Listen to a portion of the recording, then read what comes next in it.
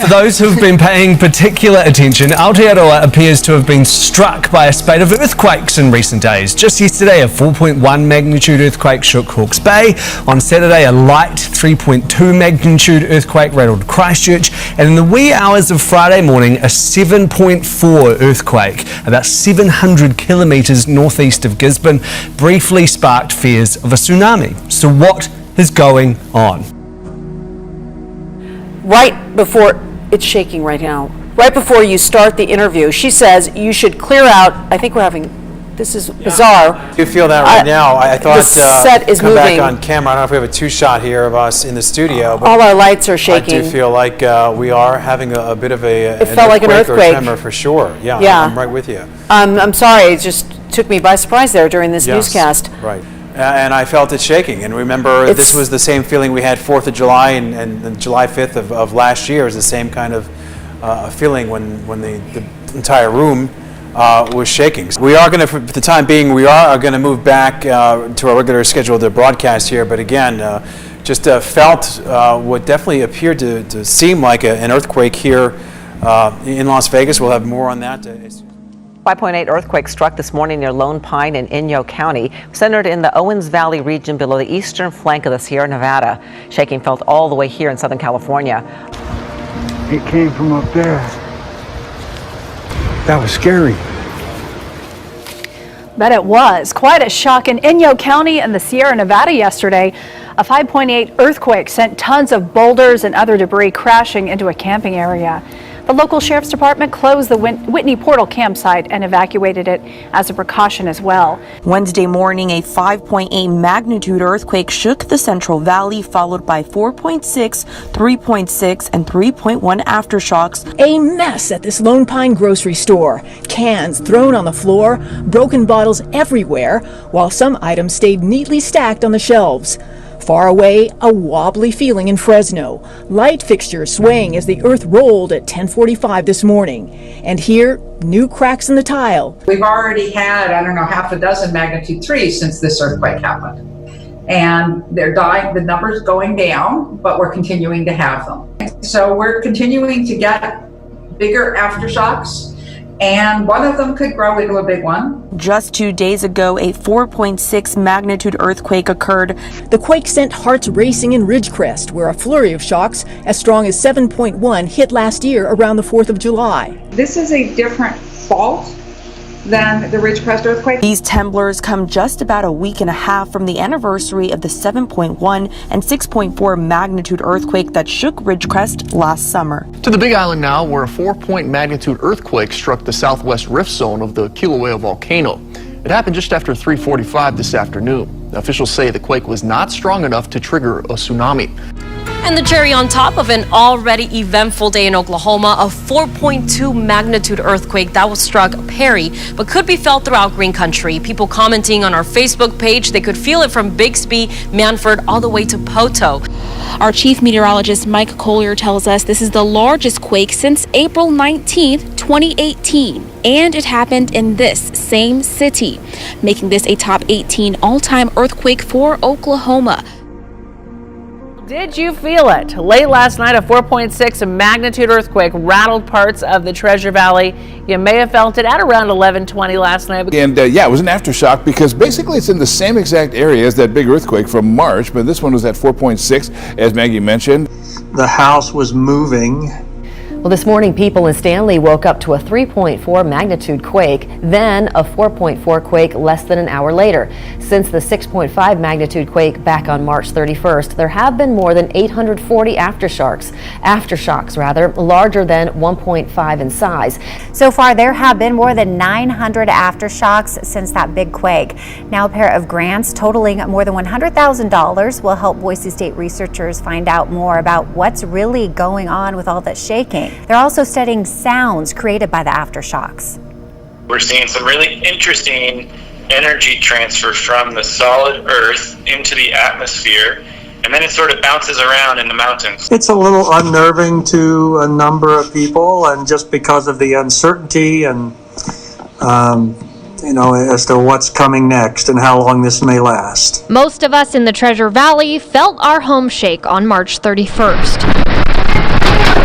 Plenty of you sent in your videos of your shaking chandeliers, the result of a 6.5 magnitude earthquake near Stanley. Mayor Steve Bottai says it was a rare occurrence before that day, but now I would say for about 6 weeks after that, maybe 10 to 12 per day. he says most residents thought the aftershocks would taper off. It's not that kind of thing that you just say, oh, there's another earthquake, and go on about your normal business. They want to know why they're dealing with them almost 2 months later. At least 4 people known dead after a powerful 7.4 magnitude quake struck southern Mexico.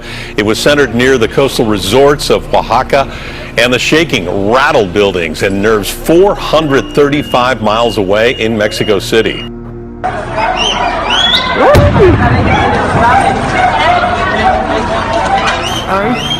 The earthquake caused people to run into the streets in the state of Oaxaca. Video shared on social media shows frightened neighbors in front of telephone poles that were swaying.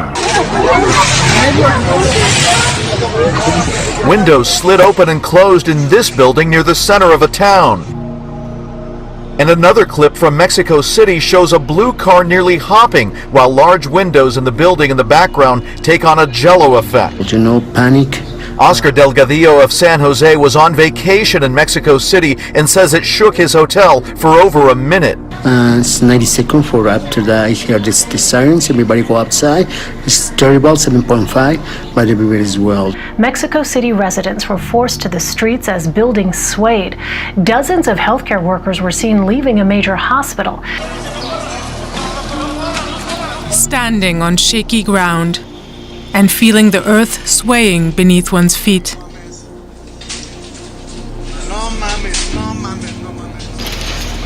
Shock waves from a powerful earthquake brought towns and cities across Mexico to a halt.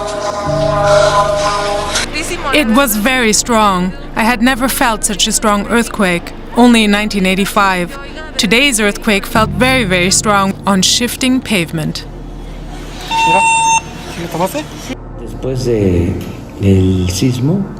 After the strong 7.5 earthquake, there have been 147 aftershocks.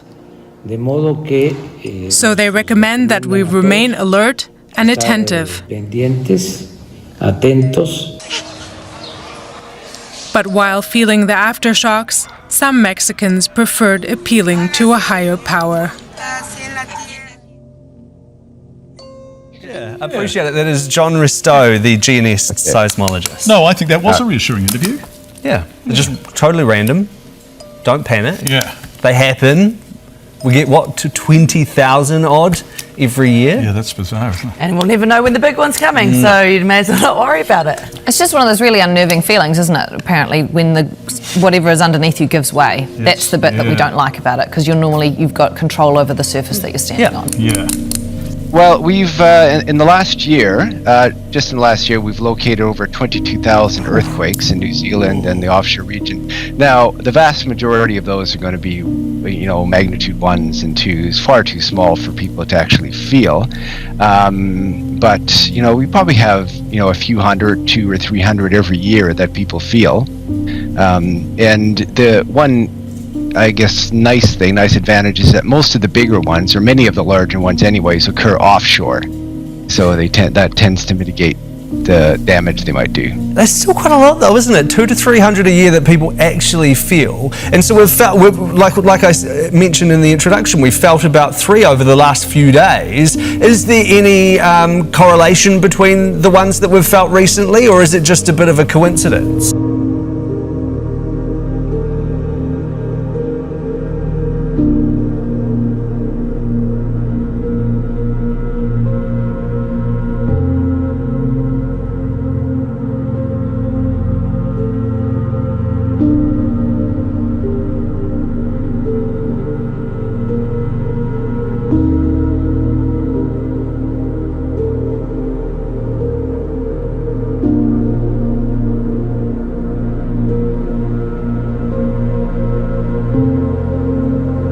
California wildfire stands as a colossal catastrophe. 85 people died, 250 listed as missing. But it is not the deadliest wildfire in American history. That grim statistic belongs to Wisconsin. 1871, which just happened to be the same night as the Great Chicago Fire. Scott Nickelbein spent a lot of time researching the Great Peshtigo Fire for his book. The Peshtigo Fire was the first firestorm in recorded history. It's not that there wasn't any firestorms before that, but this was the first event in which our science and understanding of the weather and of materials and of the way fire behaves. In fact, it would have looked a lot like this firestorm in California over the summer, which actually produced fire tornadoes.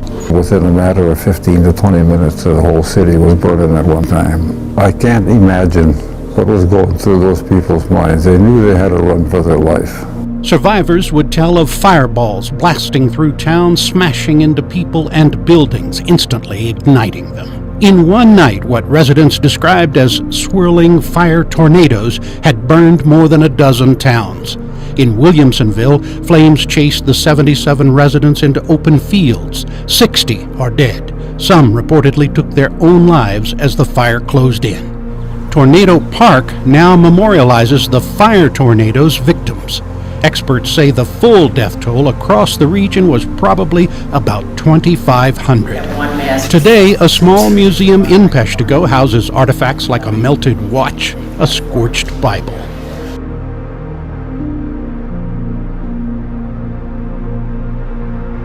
The Peshtigo Fire is sometimes called the Forgotten Fire because on the same night in 1871, the city of Chicago burned down. The Great Chicago Fire killed 250 people.